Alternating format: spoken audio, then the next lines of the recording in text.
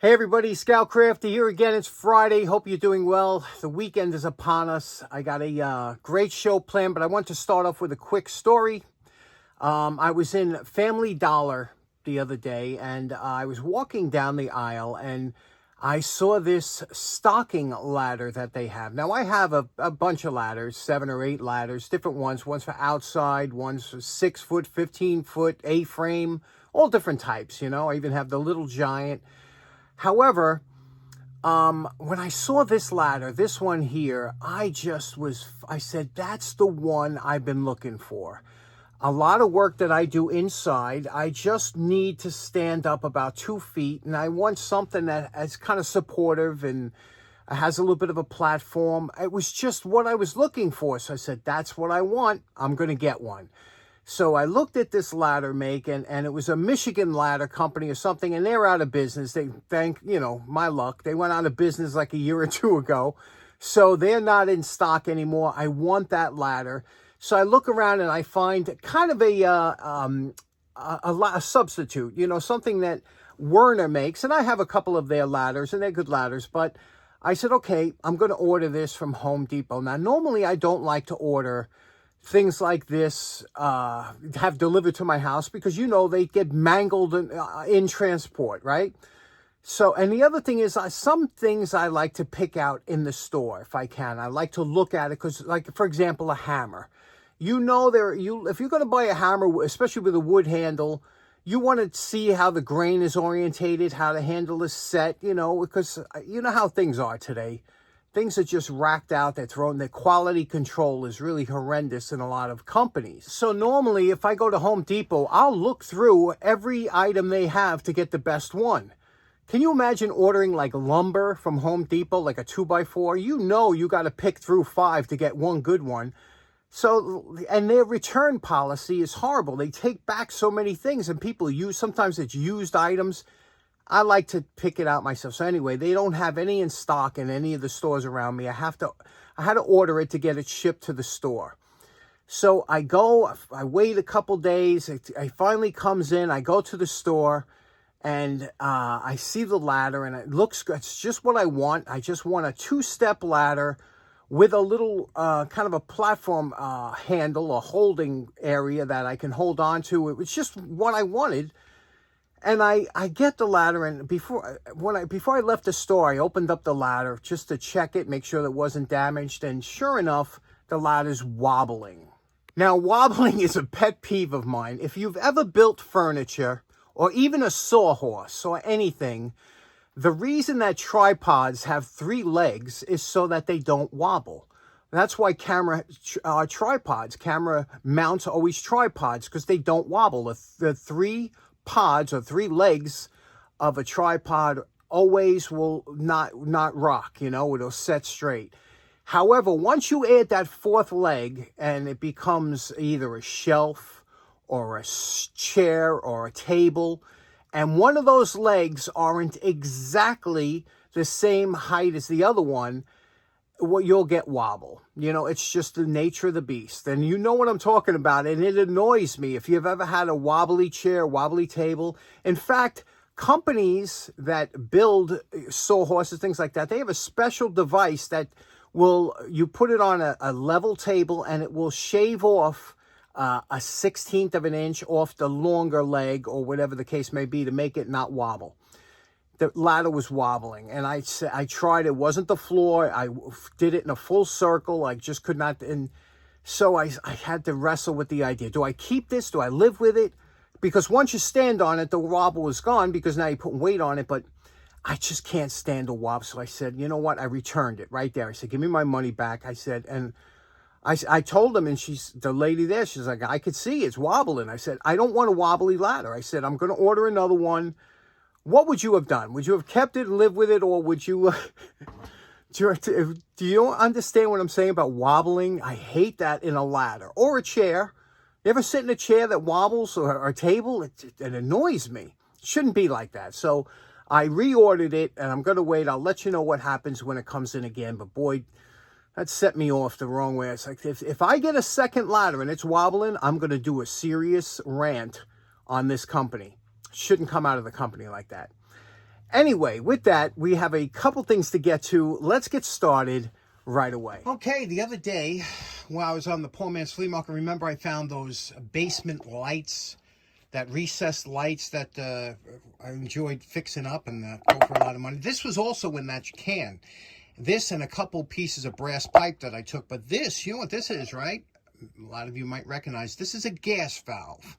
I always wondered what is in a gas valve, because a gas valve is different than a water valve, because obviously gas is a gas and it'll seep through. It's got to be a different kind of sealing mechanism in there than a regular water valve.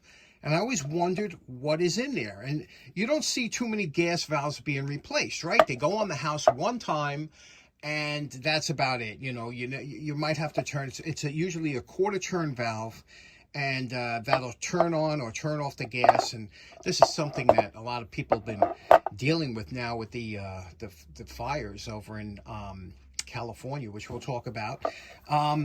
The funny thing is they're usually made of some kind of a brass because they're non-sparking. So let's take this apart and see what makes this thing work. Always wondered about that. Okay, we took everything apart. It's always nice when you could put it into the vise and work that way instead of trying to do it with a couple wrenches. So here we go. We have, here's the valve. And if you look in here, it looks like kind of a barrel type sleeve, you see, and you do this and there's a slot. See that slot opens up? I don't know if you could see there. Closes, opens up. See that? And you could do it either way. It'll close this way or close that way. I tried blowing through here. It's airtight. I don't know how it keeps it airtight. I don't see any kind of flexible seal in there, but we're going to take it apart, and what we're going to do is take it apart, and then we're going to cut it so that we can get an exposed view of it. But what a beautiful valve, huh? And you can see it's a Glauber valve, G-L-A-U-B-E-R. So let's take it apart more, and then we'll cut it and make a viewing valve. Okay, we loosened up this nut here. No problems so far. Again, everything is brass. The washer has these little nibs on it so that it doesn't spin on here. And then when you push this out here, notice it's a tapered sleeve. So that means the more you push it in, and it's precision, the more you push it in, I guess the tighter it'll seal against there and makes, because you ever see some of these valves are real tight, and then there seems to be some kind of lubricant on there. You see it coming off of my fingers? Very interesting. And now let's see how we're going to do this, that we can cut it. This is a lot of fun. Okay, here we go. Everything's cleaned up now. You can see all the pieces, how they look. And now, as much as I'd like to keep the name, we got to cut this side off because of the way the casting is with the washer. But when you're going to do any kind of viewable valve or anything like that, when you cut it off, you don't want to cut it directly in half. You want to cut it almost 2/3 of the way. You just want to cut 1/3 off. So this way you could see how the valve operates, and you have to have enough of the casting to hold this in place. If you cut it directly in half, this will always be falling out and things like that. So keep that in mind. And to cut this, we're going to use the angle grinder with the cutoff wheel, and then we go over it with the flap sander to make it nice and flat. So this is the fun part. We have the casting in the Stanley 700. Now, you only have cutoff on the cutoff wheel. You only have a short amount of cutoff here between the washer and here. So when you're going to go in here, we're going to go halfway in this way, okay, because the washer will hit now, and then we'll flip it around and go the other half. Now, it's always, remember, don't try and get it all on one cut if you don't feel comfortable, because the flap sander will always take away any imperfections you might make. So we're going to go into about here and about halfway and then flip it.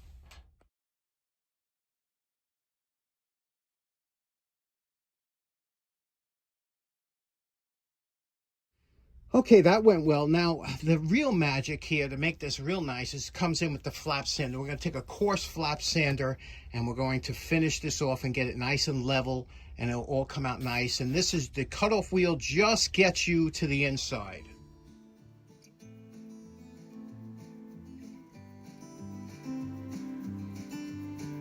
Lastly, we're going to finish it up with a fine file and go over, and you see all these burrs and everything that come off just from the scrape. We'll finish this off with a file, pick everything out, and see what it looks like. I'm calling this project done. Boy, this was a lot of fun. I love cutaways, as you know. I've done a lot of different ones here, but we cut this little section off the top here, and there's what revealed underneath. And you can see it's nothing more than a tapered sleeve that has a slot cut in it. When it's like this in the open position, you could see through it.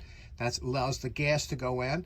And when you give it a quarter turn one way, that seals up the top and puts this in a perpendicular orientation, so it seals it up. But isn't that great?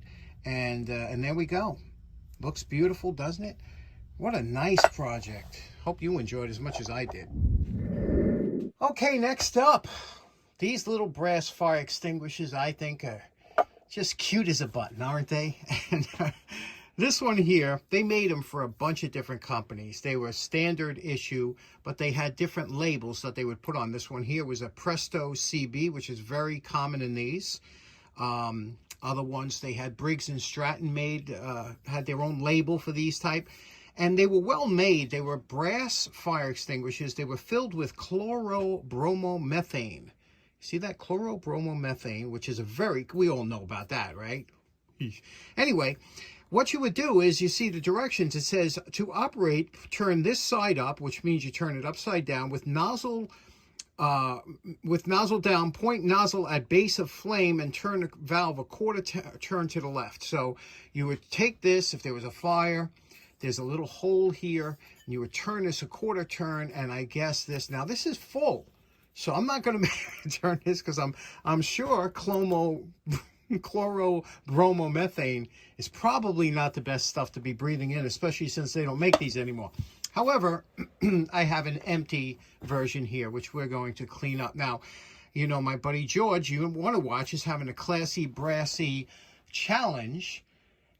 So I'm going to possibly do I have a bigger fire extinguisher that I want to do for that. But this one here is for another challenge that our buddy Rob, Weekend Shedhead, has going on. So I might do that for here. He just wants a before and after. Doesn't have to be brass, but they always clean up nice. I'm going to show you how to clean it up. Now, when you have any type of brass tarnishes, it's the nature of the beast. Now, you could take it with a fine wire brush, but you're going to put fine scratches in there. Brass is easily scratched.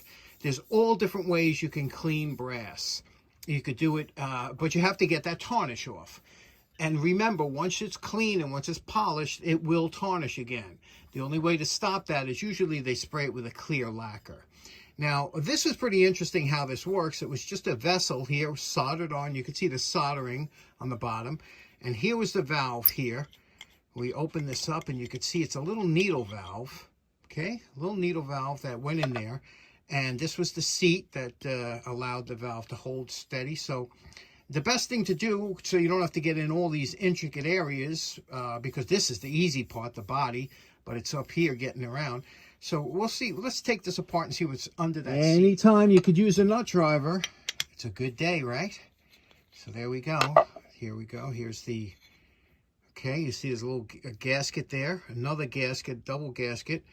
And I guess you could pull that out and replace if you had to, but we don't have to. We just want to clean it up. So that's all that comes out there. There's nothing else that comes apart here. I guess they would fill it through here or something, probably at a special machine. And now let's clean this up. Now, one method I want to show you real quick, that if you wanted to clean up and you got to get the tarnish off brass, Barkeeper's Friend. Barkeeper's Friend is great for a lot of different things, and we found, you know, it works really good on old wooden rulers, things like that, but it also works good on brass because it has oxalic acid in it.